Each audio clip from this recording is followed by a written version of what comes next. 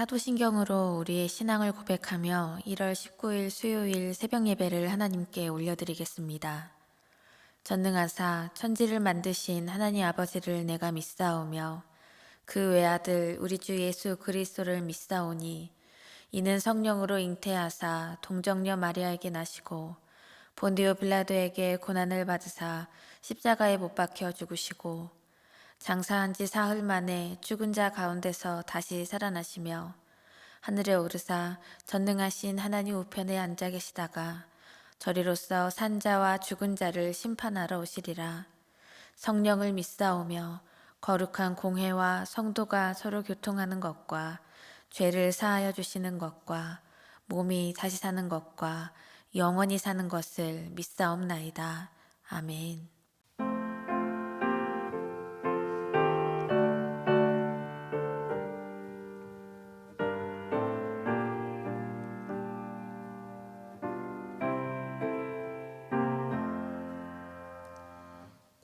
구주와 함께 나 죽었으니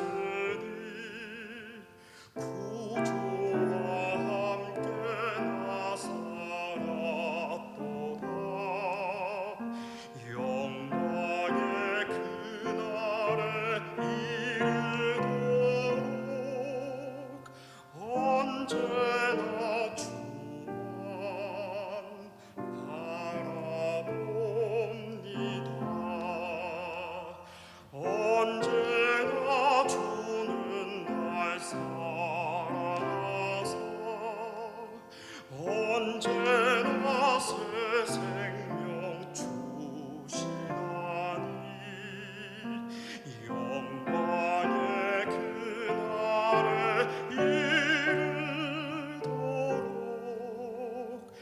언제나 주만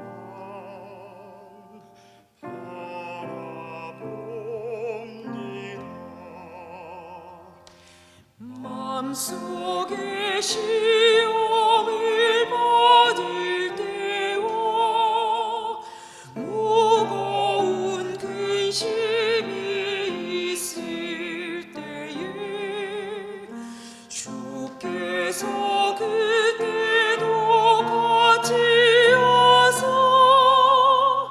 언제나 나를 도와주시네.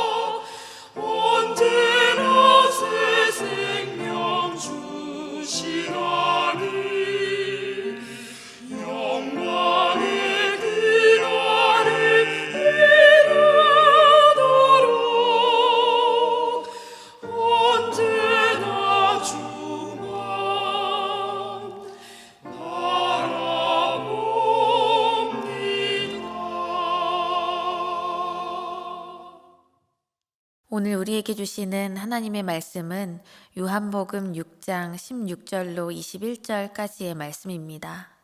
저물매 제자들이 바다에 내려가서 배를 타고 바다를 건너 가버나움으로 가는데 이미 어두웠고 예수는 아직 그들에게 오시지 아니하셨더니 큰 바람이 불어 파도가 일어나더라.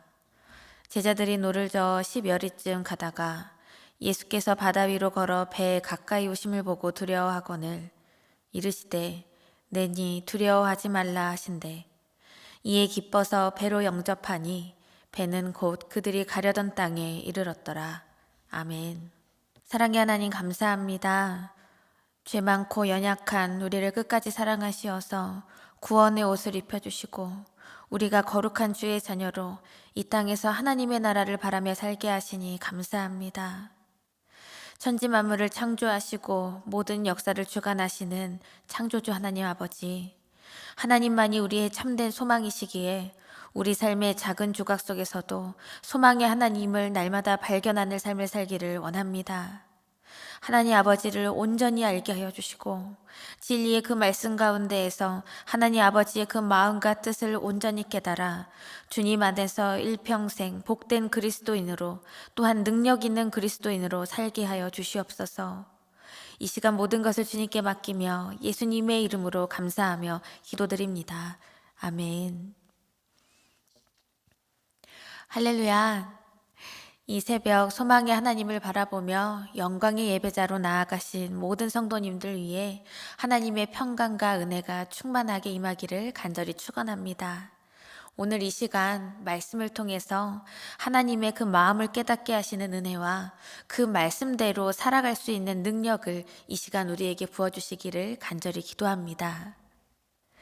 오늘 함께 읽으신 요한복음에서 특별히 이 6장에는 요한복음서 안에서도 가장 많은 예수님의 표적을 보도하고 있습니다.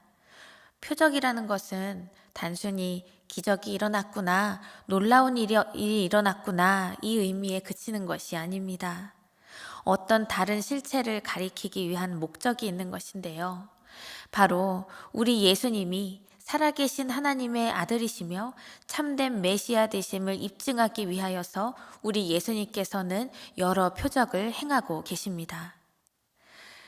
앞선 이 본문에서는 예수님께서 어린아이가 드린 그 작은 도시락으로 남자는 물론 여자, 어린아이 모두 합하면 10,000명, 20,000명은 좋게 넘는 그런 수의 군중들을 배불리 먹여주시는 그 사건이 있었습니다.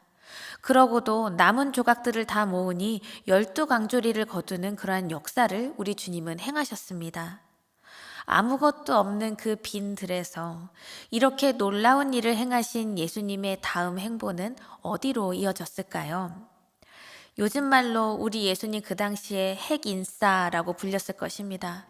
누구보다 유명하고 영향력을 갖게 된 우리 예수님이 이보다 더 놀라운 기적을 행하시지는 않을까 하는 이런 예상과는 다르게 예수님께서는 기도하시기 위해서 홀로 산으로 피해 가셨습니다. 우리 예수님이 산으로 피하신 이유는 굶주리다가 배불리 먹는 그 은혜를 경험한 사람들이 우리 예수님을 왕으로 임금으로 세우자고 했기 때문입니다. 사실 예수님이 나의 왕입니다. 나의 왕이 되어주십시오. 이런 고백이 얼마나 감격스러울까 당연히 그렇게 생각이 되겠지만 그 당시에 그 배불리 먹는 은혜를 입은 군중들이 예수님을 왕으로 모시자고 하는 이유는 사실은 다른 데 있었습니다. 예수님을 그저 육신의 그 허기를 충족시켜주는 분으로만 아는 사람들이 많았다는 것이죠. 그들은 예수님을 향해서 이런 분이라면 이 로마의 힘든 통치에서 우리를 정말 구원해 줄 수 있겠다. 그렇다면 이런 분이라면 우리 같이 무력으로 하면 되지 않을까. 이런 능력 있는 분을 왕으로 모셔도 좋겠다. 이런 인간적인 계산과 착각이 매우 컸던 것입니다. 예수님을 그 은혜의 자리 가운데서도 제대로 알아보지 못하였던 것이죠.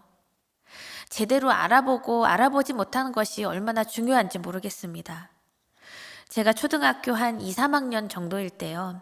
학교에서 집에 이렇게 돌아오는데 저 멀리서 저희 어머니가 걸어오고 계신 거예요.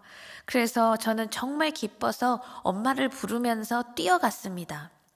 그런데 엄마에게 가까이 가면 갈수록 저희 어머니 표정이 엄마를 보고 뛰어오는 딸을 보는 표정이 아닌 거예요. 저를 보고 웃지 않으시는 거예요. 마치 저를 처음 보는 것처럼 그렇게 바라보셨습니다. 뭔가 이상하다는 것을 느끼고 보니까 전혀 모르는 아주머니였습니다.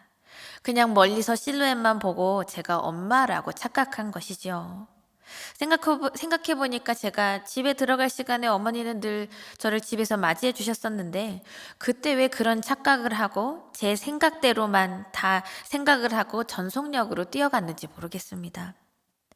제대로 보지 못하면, 제대로 알지 못하면 이렇게 되는 것이죠. 예수님을 내가 원하는 대로만 바라보고 그렇게 바라보니까 진짜로 예수님을 바라봐야 할 것을 보지 못하는 것입니다. 오늘 이 말씀 속의 군중들은 그리고 제자들도 마찬가지로 굶주린 인생 한 사람 한 사람을 풍성하게 채우시고 평안을 안겨주시는 우리 예수님을 직접 경험하고서도 진짜로 보아야 할 것을 보지 못하고 있습니다. 예수님은 아파하는 이들을 회복시키시고 일으켜주시고 굶주린 자를 부욕해 하시면서 당신이 하나님의 아들이시요 참된 메시아 되심을 계속해서 보여주시는데 많은 사람들이 그것을 제대로 보고 있지 못한다는 것이죠. 이제 예수님께서는 산으로 올라가시면서 제자들을 갈릴리 바다로 내려가게 하셨습니다. 예수님은 올라가시고 제자들은 내려가게 하시는데 그래서 제자들은 배를 타고 그 큰 호수를 건너서 가버나움이라는 곳으로 가려고 합니다. 오늘 16절 17절 말씀을 보시면 저물매 제자들이 바다에 내려가서 배를 타고 바다를 건너 가버나움으로 가는데 이미 어두웠고 예수는 아직 그들에게 오시지 아니하셨더니 기록하고 있습니다. 오늘 요한복음 본문과 같은 사건이 마태복음과 마가복음에도 기록되어 있는데 이것을 평행 본문이라고 하죠. 특히 마태복음 14장 22절부터 보면 제자들이 마음대로 자신들의 행선지를 가버나움으로 결정한 것은 아니었습니다. 예수님께서 제자들에게 갈릴리 바다를 건너서 가버나움으로 가라고 이 말씀을 주셨습니다. 그렇다면 우리 주님께서 가라고 하신 바다를 건너고자 하는 거니까 당연히 안전하고 즐겁고 신나고 재미있는 그러한 항해가 되어야겠지요. 주님이 가라고 하신 길이니까요. 그리고 오병이어 사건으로 인해서 이 제자들은 약간은 어깨에 힘도 들어갔을 것입니다. 무엇보다 그 큰 은혜를 입고 나서 하루도 채 안 지났으니까 그 은혜를 간직만 하는 것도 가슴 벅차지 않았을까요? 그런데 말씀을 보면 우리가 예측한 것과는 정반대의 상황이 일어나고 있습니다. 우선 16절에 날이 저물매 그리고 17절에 가서는 이미 어두워졌다는 그러한 말을 연달아서 하고 있습니다. 요한복음에서 이 어두움이라는 표현은 단순히 해가 져서 캄캄한 밤이 되는 그러한 것을 뜻하는 것만은 아닙니다. 생명의 빛으로 오신 예수님을 제대로 알아보지도 못하고 영접하지도 않는 그 때를 어두움으로 표현하기도 하는 것이죠. 더군다나 말씀을 보니까 예수님은 아직 오시지 않았다고 합니다. 그렇다면 그들의 항해는 이미 좋지 않은 상황이라는 것을 저희는 미리 짐작할 수 있습니다. 그렇다면 우리가 살아가면서도 이미 짙은 어둠 속에서 항해하는 것 같이 어려움을 당할 때가 얼마나 많이 있나요? 우리가 불안함을 경험할 때도 참 많이 있습니다. 그런데 인생에서 가장 큰 불안감은 다른 것도 아니고 예수님이 우리에게 오시지 않은 그때 일어난다는 것입니다. 아무리 내가 그 수만 명을 배불리는 그러한 은혜의 현장에 있었다고 해도 그 은혜를 간직만 할 뿐이고 내 안에 예수 그리스도가 함께 하시지 않는다면, 우리 주님이 와 계시지 않는다면, 예수님이 오셔서 우리의 인생을 좌정하시지 않는다면 예수님 없는 인생은 이미 짙은 어둠, 그런 어둠 속 바다 한가운데서 갈피를 잡지 못하고 항해하는 그러한 작은 돛담배와도 같다는 것이죠. 사도 바울은 고린도전서에서 이렇게 예수님을 고백합니다. 1장 30절에서 예수는 하나님으로부터 나와서 우리에게 지혜와 의로움과 거룩함과 구원함이 되셨으니 아멘. 예수님으로 인해서 우리가 지혜와 의로움과 거룩함을 입고 구원받는 자녀가 되는 것을 믿으십니까? 여러분께서는 예수님을 어떤 분으로 알고 계시고 어떤 분으로 바라보고 계십니까? 예수님을 나의 전부로 삼고 살아가려고 그러한 노력 가운데 계십니까? 그리고 우리의 가정과 우리의 자녀들은 예수님과 함께 이 삶의 여정을 함께 나아가고 있습니까? 어두워서 그 갈 바를 모르는 믿음의 항해에서 헤매이고 있다면 예수님을 삶의 자리마다 삶의 구석구석마다 주인으로 모시고 생명의 빛 가운데 나아가는 우리 모두의 인생이 되기를 간절히 소망합니다. 이러한 어려움 속에서 어두운 바다 가운데 설상가상으로 이 제자들에게는 또 다른 문제가 찾아옵니다. 18절 말씀에 큰 바람이 불어 파도가 일어나더라. 여기서 큰 바람은 그냥 파도만 조금 너울거리게 하는 그러한 수준이 아니라요. 태풍으로 이해를 하면 됩니다. 갈릴리 바다로 불리는 이 호수, 이 길이가 21km, 폭이 13km에 달하는 아주 거대한 호수입니다. 그리고 여느 해수면보다 2m 정도는 낮은 분지에 자리 잡고 있어서 언덕과 산에 다 둘러싸여 있었는데요. 그래서 지중해에서 불어오는 시원한 공기가 분지에서 뜨거운 광야의 공기와 충돌하면서 자주 강한 바람이 불고 폭풍우가 일게 되는 것이죠. 그런데 오늘 말씀처럼 이렇게 바다가 요동칠 정도로 큰 태풍은 흔치는 않았을 것입니다. 그 한가운데에서 제자들이 탄 배는 그냥 작은 쪽배 같이 그냥 보잘것없었던 것이죠. 제자들은 이 태풍에서 벗어나기 위해서 초인적인 힘으로 노를 계속 저어갔지만 새벽녘이 되어서 그들이 나아간 거리는 겨우 4km, 5km 정도였습니다. 어떻게 보면 생명을 걸고 그만큼이나 나간 것이 참 대단하진 않을까 이렇게 생각할 수도 있겠지만 그러나 예수님이 없으면 온 힘을 다해서 죽음의 태풍에서 아둥바둥 노를 저어도 나의 문제는 완전히 해결할 수가 없다는 것을 기억하십시오. 밤새 노를 저어도 새벽녘에도 그냥 제자리라는 것입니다. 그런데 이어서 다음 말씀을 보시면 19절에서 제자들이 노를 저어 시별이쯤 가다가 예수께서 바다 위로 걸어 배에 가까이 오심을 보고 두려워하거늘 기록하고 있습니다. 예수님께서는 지금 죽을 지경에 처한 제자들을 향해서 바다 위로 걸어오셨습니다. 사실 이 배에 탄 이 제자들, 베테랑 어부들이 여럿 모여있는 그러한 환경인데 이 제자들이 폭풍우 한가운데에서 목숨 걸고 노를 젓고 있는데 예수님이 유유히 하지만 급한 마음으로 바다 위를 걸어오시는 이 모습이 상상이 되십니까?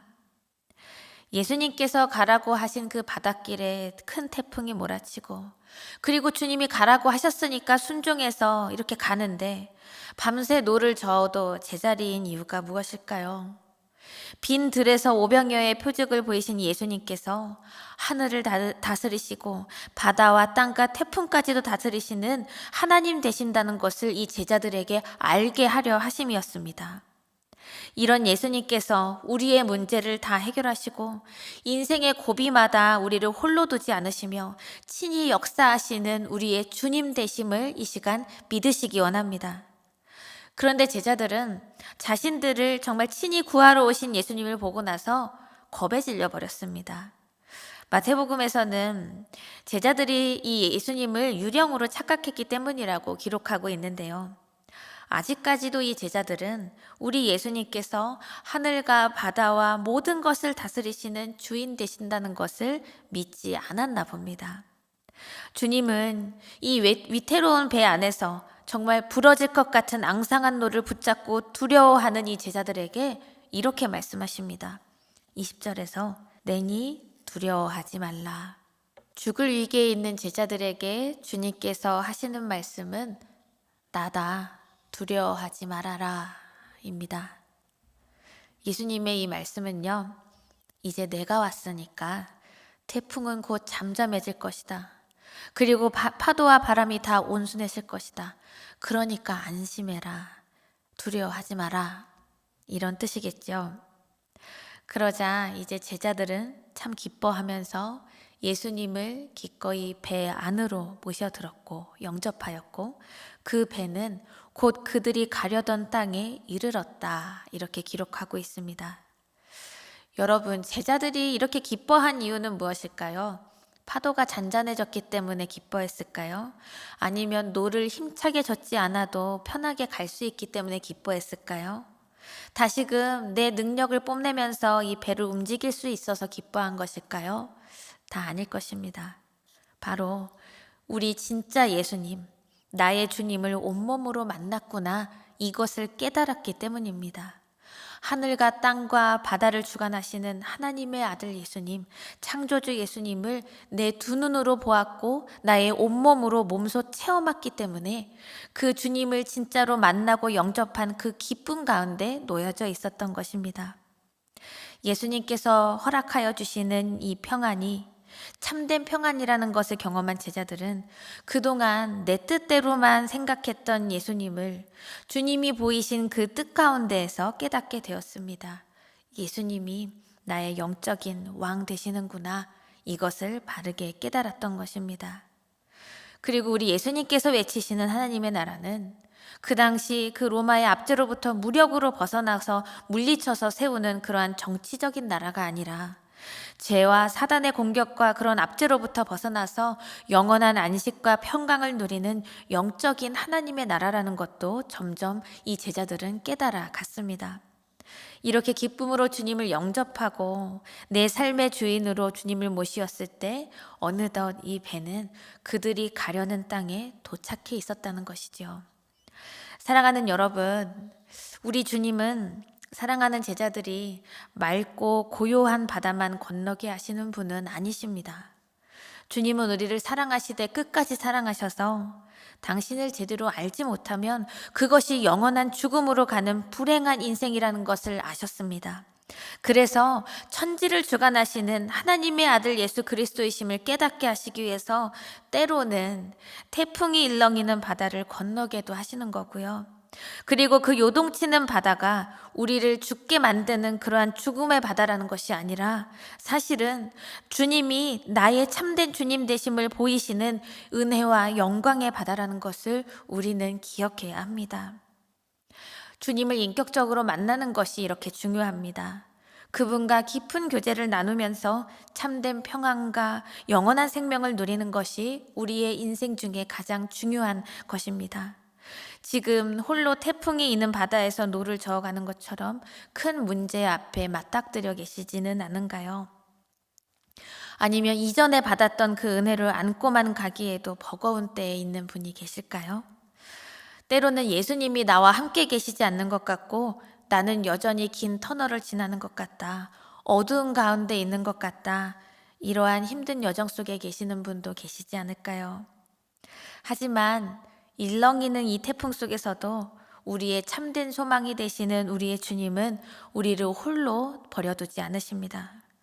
예수님이 우리의 주인 되시며 천지 만물을 주관하시는 전능하신 창조주 되심을 우리가 알게 하시고 그 하나님을 인격적으로 만나게 하시려는 은혜의 항해를 우리의 인생 가운데 날마다 예비해 두셨음을 믿고 나아가시기 바랍니다. 절망의 순간에 우리 주님이 바다 위를 걸어오시는 그러한 주님을 만난 이 제자들처럼 삶 속의 절망의 끄트머리 속에서도 소망의 하나님을 만나고 그 하나님께 우리의 삶을 올려드리면서 영원한 그 진리의 삶을 누릴 수 있는 우리 모두의 믿음의 인생이 될 수 있기를 간절히 축원합니다. 함께 주기도문 하시며 오늘 예배를 마치겠습니다. 하늘에 계신 우리 아버지여, 이름이 거룩히 여김을 받으시오며 나라가 임하시오며 뜻이 하늘에서 이루어진 것 같이 땅에서도 이루어지이다. 오늘 우리에게 일용할 양식을 주시옵고 우리가 우리에게 죄 지은 자를 사하여 준 것 같이 우리 죄를 사하여 주시옵고 우리를 시험에 들게 하지 마시옵고 다만 악에서 구하시옵소서. 나라와 권세와 영광이 아버지께 영원히 있사옵나이다. 아멘.